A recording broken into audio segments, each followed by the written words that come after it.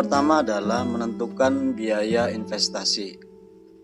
Kebetulan kami garap lahan kurang lebih 5.000 sampai 5.600 meter persegi.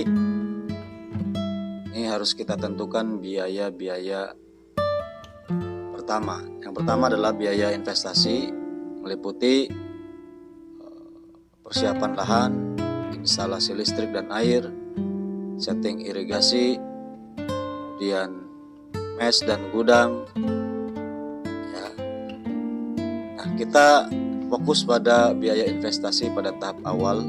Ini kita asumsikan bahwa kebun kita ini di lahan yang kosong, di mana tidak ada infrastruktur penunjang sama sekali di kebun itu. Maka perlu kita persiapkan ya hal-hal seperti ini. Ini merupakan hal-hal yang fundamental yang wajib ada pada lahan atau kebun kita. Ya, persiapan lahan ini meliputi pembersihan gulma atau rerumputan. Jika di hutan tentu pohon-pohon besar itu harus ditebang, kemudian dibersihkan dari berbagai macam tanaman-tanaman yang bisa mengganggu pertumbuhan pada tanaman durian kita. Yang kedua, pembuatan lubang dan busut. Ya, kita punya berbagai cara dalam membuat lubang dan busut ini, tergantung kepada pilihan masing-masing. Kemudian pembelian alat-alat, pemagaran semi permanen. Ya, tentu demi keamanan lahan kita butuh dipagar, ya, supaya tidak terjadi hal-hal yang tidak kita inginkan, baik dari hama-hama hewan maupun yang lain-lain.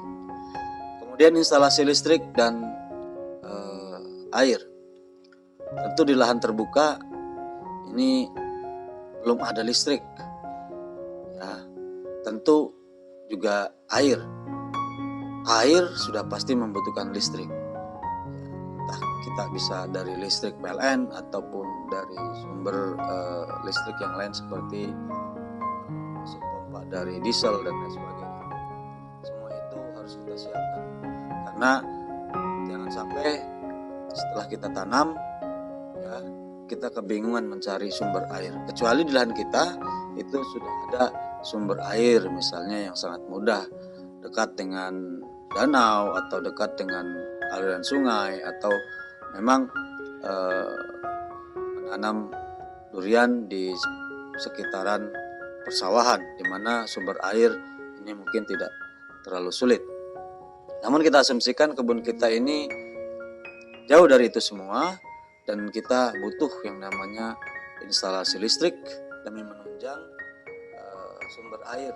Ya, kita pasang sumber air atau sumur, ya kita buat sumur bor, ya dengan asumsi ya, seperti ini. Kemudian setelah itu, ya kita juga sudah siapkan setting irigasi. Nah, setting irigasi ini kalau kita searching di YouTube, ini banyak cara, ya banyak cara. Bisa pakai sprinkle, bisa menggunakan drip tetes, bisa juga secara manual dan sebagainya. Intinya pohon kita tidak kekurangan air sama sekali. Kemudian mes atau gudang ini juga perlu, ya, dalam lahan kebun yang luas. Ini perlu sekali tempat berteduh, khususnya bagi kita, bagi pekerja kita, ya. Ini perlu kita siapkan tempat teduh, ya, dan lain sebagainya. Ini butuh anggaran tentu, ya, besar kecil ini ya biayanya tergantung pada ukuran atau bahan yang akan kita gunakan.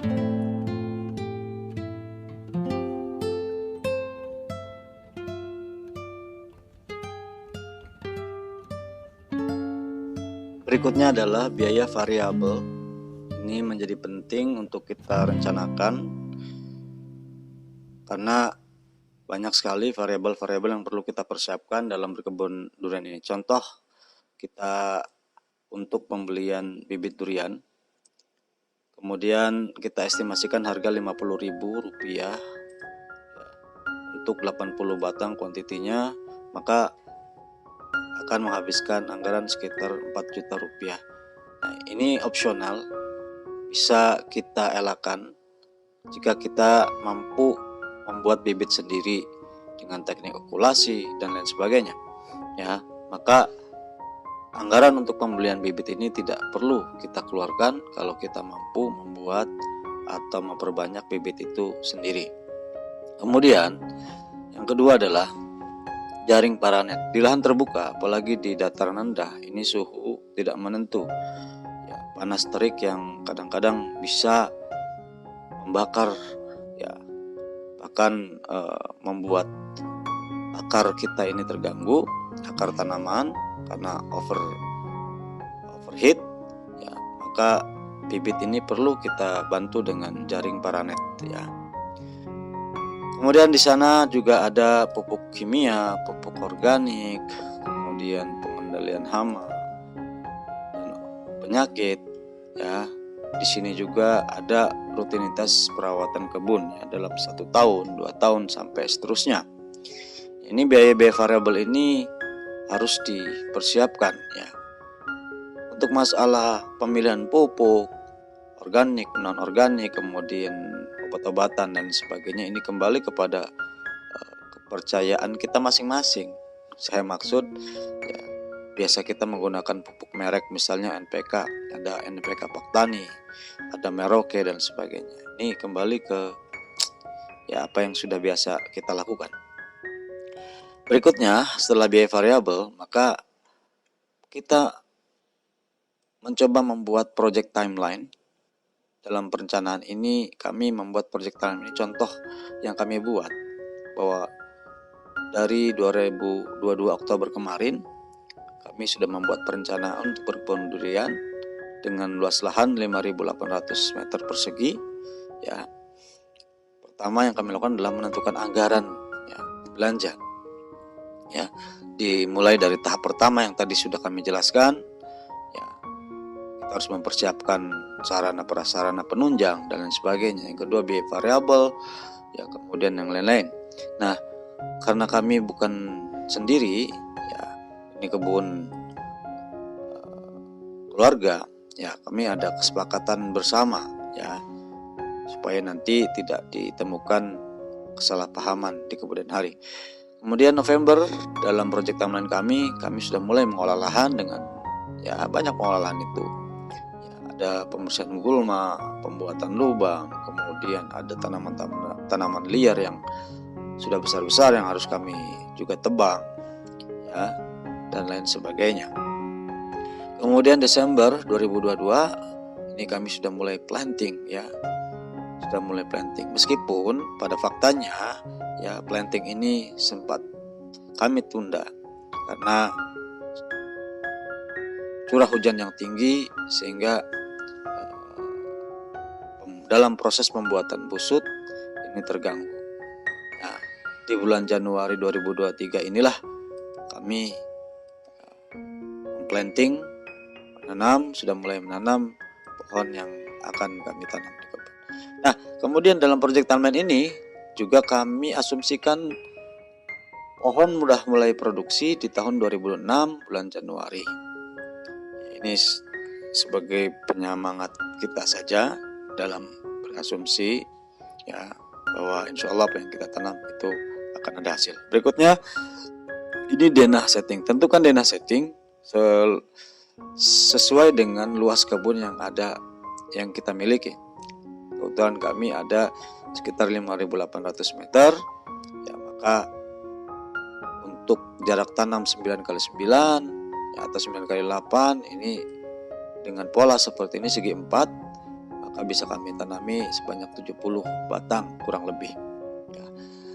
Untuk pola tanam kembali kepada kita, terserah kita mau pola segi 4 atau segi 5, ya ini atau segitiga, ya terserah, semuanya oke saja, tergantung yang kita inginkan. Ya seperti para pekebun sawit itu banyak yang menggunakan pola sisi 5 ya. Kemudian ini estimasi pendapatan kebun durian ini maksudnya adalah ya ini kami hitung-hitung atau memprediksi saja. Ini sebagai satu penyemangat dan motivasi bahwa kelak di umur 4-5 tahun dan tahun-tahun berikutnya pohon sudah mulai berbuah. Ya, jenis yang akan kami tanami kurang lebih 3 jenis utama ini adalah montong bawor maksudnya, musangking dan duri hitam.